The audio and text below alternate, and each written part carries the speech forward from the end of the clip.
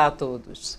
Há quem diga que pessoas dominadas por sentimentos de frustração e desamparo veem na autoagressão um recurso ou um caminho para interromper a dor que não conseguem processar.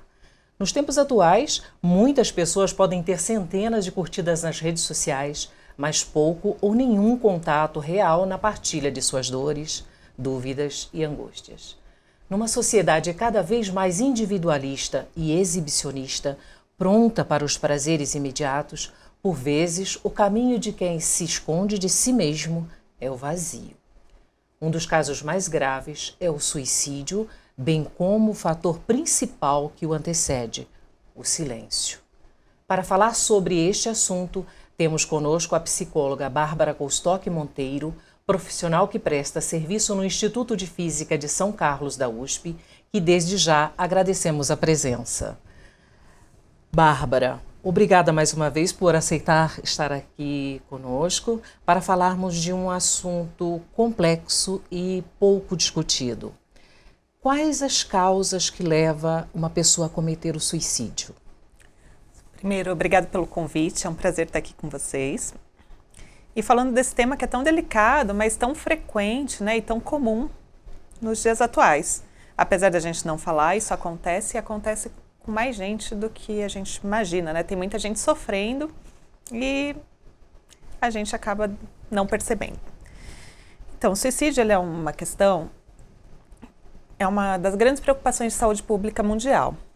Porque os números são cada vez maiores, né, crescentes em diferentes populações. Atualmente a gente tem um crescimento muito grande das tentativas e dos suicídios com sucesso entre universitários, também um crescimento significativo entre os idosos. Mas, em média, 800 mil pessoas morrem no mundo todo por conta do suicídio. E esse é um dado que despertou a preocupação da Organização Mundial de Saúde, que passou a trabalhar, né, com uma ênfase maior em políticas para tentar evitar esses problemas. Então, a gente tem hoje assim, esse número bastante grande e também exigindo com que a gente comece a falar mais e tomar práticas adequadas de proteção para evitar que isso se dissemine ou aumente ainda mais o número. E a família? Qual o papel da família na prevenção? Então, quando a gente pensa em família, o que a gente tem ali? A gente tem as pessoas mais próximas das pessoas, né? As pessoas em quem a gente tem a quem recorrer, as pessoas para quem a gente pode pedir ajuda e as pessoas que conhecem um pouco mais de perto a gente. Então, é quem consegue observar algumas mudanças mais significativas e, a princípio, são também aquelas pessoas em quem a gente busca maior amparo, maior apoio, né? Com quem a gente pode contar nos momentos de mais dor e mais dificuldade. Então, quando eu estou pensando no caso dos universitários, né, que é o público que eu tenho maior contato atualmente, mas, de modo geral, isso serve para a população geral. Quando a gente tem famílias estruturadas, não só de pai, mãe, pessoas que têm emprego. Quando eu digo famílias estruturadas, são pessoas disponíveis, acessivelmente, assim, emocionalmente disponíveis, a quem a gente pode recorrer. Quando a gente pode contar com essa família, o papel da família na proteção do suicídio é de grande valia. Sim. Porém, quando a gente não tem isso, a gente precisa recorrer à rede de apoio. E a rede de apoio, ela ultrapassa os limites dos laços familiares. O que é a rede de apoio? São pessoas com as quais a gente consegue estabelecer um vínculo saudável, um vínculo positivo, pessoas para quem a gente pode ligar quando não está bem, pessoas que a gente pode pedir ajuda. Essas pessoas podem ter relações mais diferentes possível, não necessariamente relações familiares. O que a gente tem nesse grupo?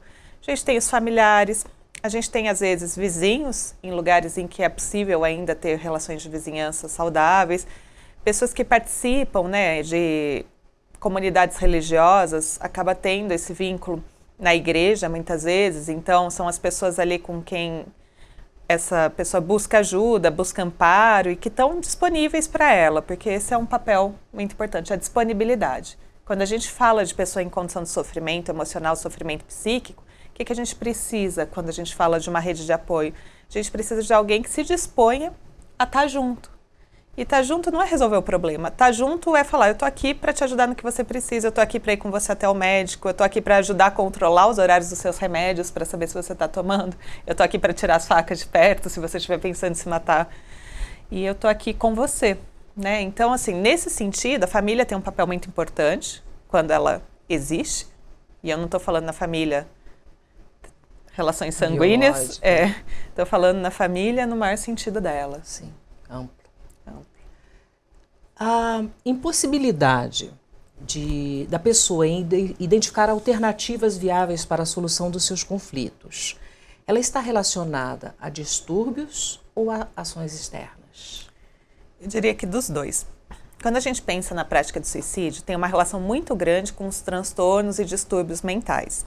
O que são eles? Depressão, ansiedade, condições assim, a gente chama aqui de transtorno de personalidade, né? Transtorno borderline, traços de impulsividade, pessoas com esquizofrenia, com outros tipos de adoecimento, mas também as condições das pessoas com dependência de substâncias. Esses transtornos aumentam a chance da pessoa cometer suicídio. Porém, a tentativa de suicídio ela não vem do nada, né? Muitas vezes a pessoa acaba cometendo ou vendo a situação como impossível de ser resolvida quando acontece algum gatilho ou quando tem algum disparador, ou término de relacionamento. Às vezes a gente vê aqui entre os estudantes, às vezes até a reprova em disciplina, que você fala, nossa, mas você acha que o mundo vai acabar por conta disso? Sim, a pessoa naquele momento acha que vai mesmo. Não vê uma solução. Não vê uma solução. E aí quando a gente fala assim de impossibilidade de resolver o conflito ou de solucionar, né? É porque a pessoa nesse momento ela não vê alternativa. A única possibilidade dela acabar com aquele sofrimento, dela acabar com aquela dor, é tentando se matar. E tentem imaginar o que é isso, né? O sofrimento é tão grande que não tem outra saída. É muita dor, gente. Porque na verdade às vezes ela não quer se matar. Ela quer matar o que causa o sofrimento. Isso, né? Ela quer parar de sofrer. Exato. E o álcool nos jovens, na adolescência, o álcool e as drogas, tem uma influência, ou seja, encorajam o jovem a cometer esse ato? Então, nessa pergunta a gente tem dois elementos, assim, a questão do uso de álcool e substâncias durante a adolescência, ela é bastante crítica, né? Porque quando a gente pensa num adolescente, é alguém que está passando da fase de infância para a fase adulta. E isso não é só na idade, né? Isso é na maturação fisiológica mesmo do cérebro. E quando a gente faz abuso de substância nesse período, o que a gente tem? A gente tem o cérebro não completando o seu desenvolvimento da forma prevista. Dessa forma, essa pessoa vai ter uma tendência, né, a desenvolver os transtornos que a gente já comentou e pode piorar. Agora, quando a gente pensa na pessoa numa condição de sofrimento, que faz uso de substância, o que acontece? Às vezes ela não tem coragem de cometer algum ato, às vezes ela, né, no geral as pessoas ficam ambivalentes com a condição de se matar ou não se matar, e aí quando ela bebe ou quando ela usa alguma droga que aumenta a impulsividade, o que acontece? Ela acaba se tornando muito corajosa. Sim. E nesse momento de muita coragem, acaba sendo quando ela acaba tentando contra a própria vida, assim, quando ela tenta se matar.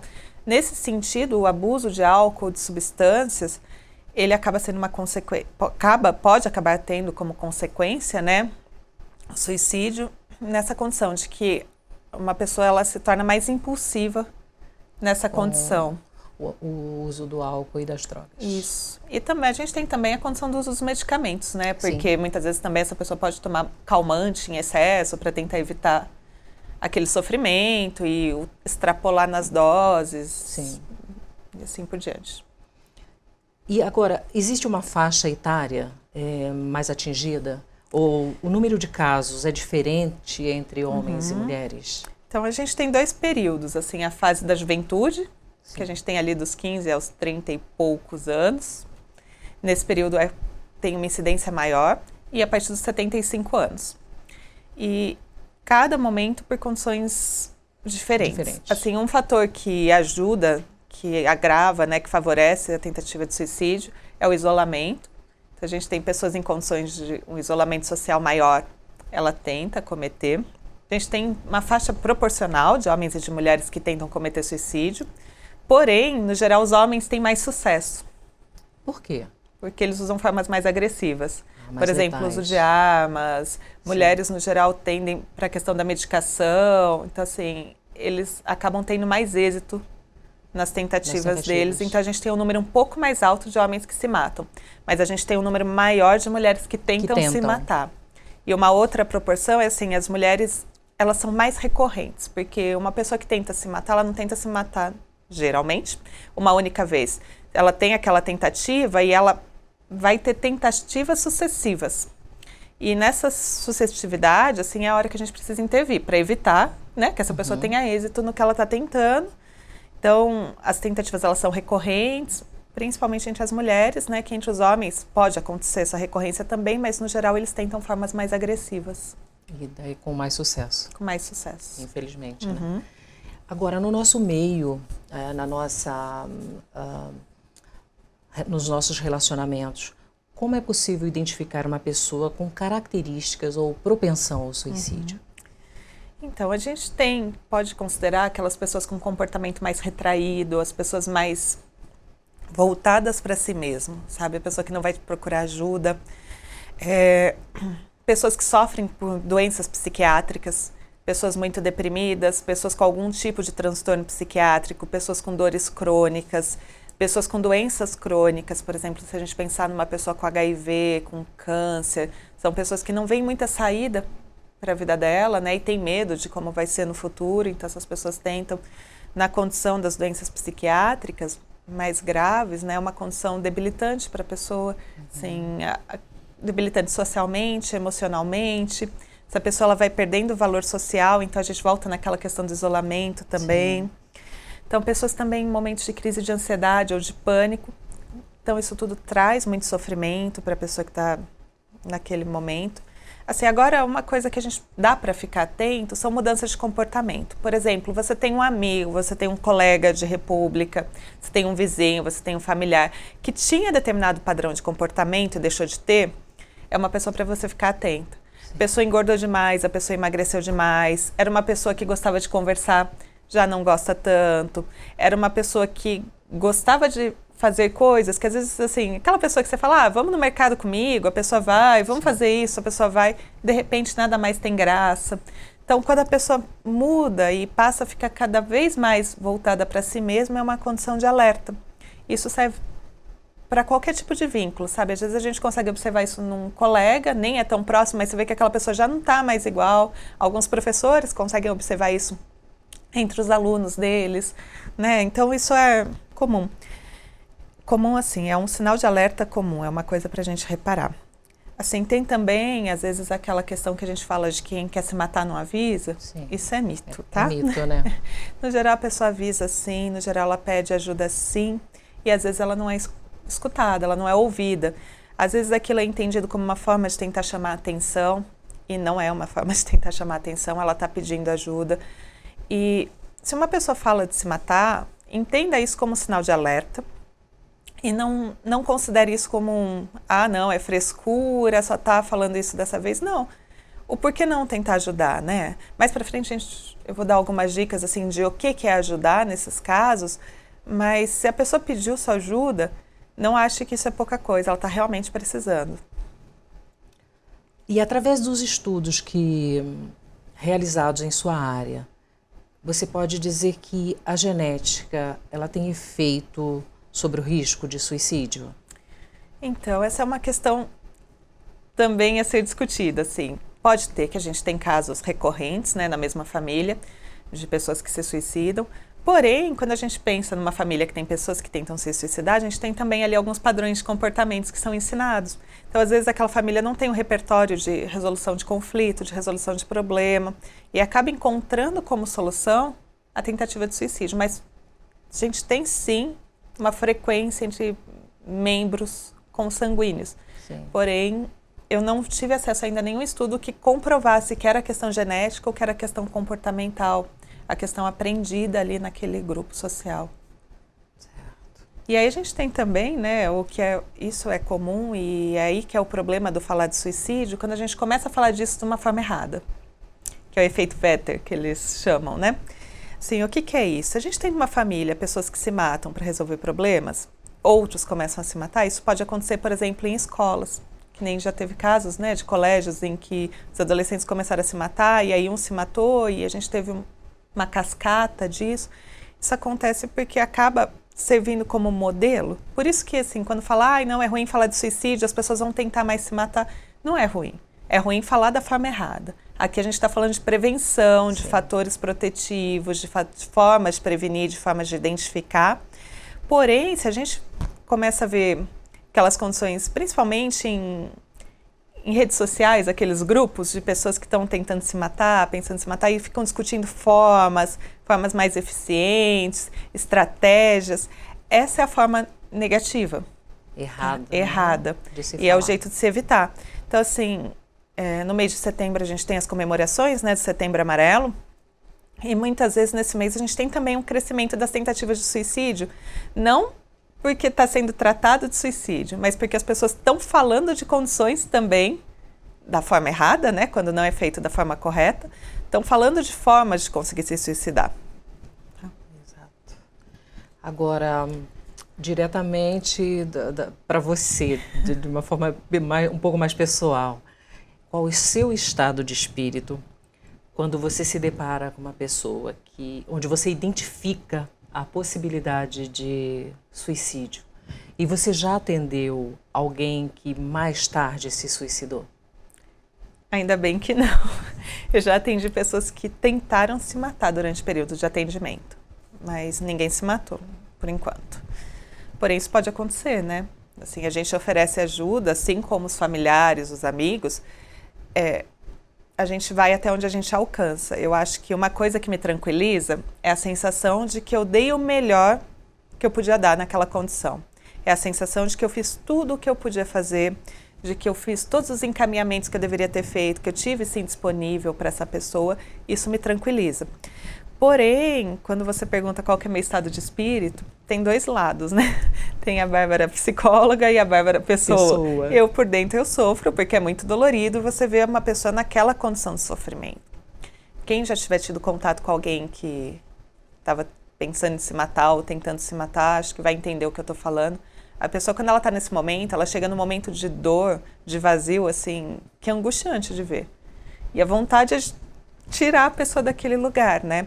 Agora, eu, como psicóloga, que é isso que alivia o meu lado pessoal, eu acabo tendo algumas ferramentas para facilitar isso. Alguns meios de prevenir, alguns meios de evitar, algumas formas de ajudar, e assim, tudo pautado numa teoria, tudo pautado em estudos. Então, não é o meu achômetro, não é eu dar um abraço no fim da sessão. Isso pode acontecer também. Porém, não é só isso, né? E eu tenho as ferramentas que ajudam nisso. E é isso que me ajuda a ficar bem. Então, já teve períodos, assim, de uma procura absurda de pessoas tentando se matar. Eu atendi 5 pessoas com tentativa de suicídio na sequência. Lógico, chegou no fim do dia, estava esgotada. Porém, assim, acredito que eu fiz as coisas de acordo com o que eu deveria ter feito, assim, de possibilitar ajuda, de buscar recursos, de ajudar a criar uma rede de apoio, porque o psicólogo ele não consegue estar do lado daquela pessoa 24 horas por dia.